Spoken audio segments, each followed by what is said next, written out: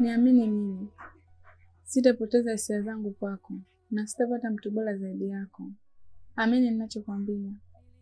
Sitakuacha kamwe, nishafanya maamuzi wangu. Na kutaka wewe kwa sababu wewe ndo aina yangu na ukamilifu wangu. Na siwezi kumfikiria mwingine yoyote maishani mwangu. Rashfi, asante kwa penzi ulonipa. Siamini kama wewe ni mtamu hivi. Monica, kwanza nianze na kukuomba radhi.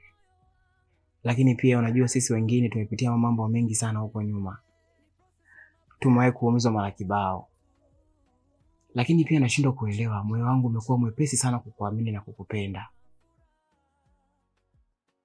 Naomba nikuahidi kitu kimoja. Nitakuwa sehemu ya furaha yako na nitakuwa sehemu ya tabasamu lako kila siku.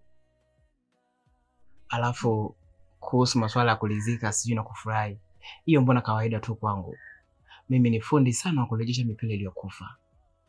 Kwa hiyo naupiga mwingi kwa namna moja. Sema leo sikuwa vizuri, kuna siku utaenjoy zaidi hapa. You know?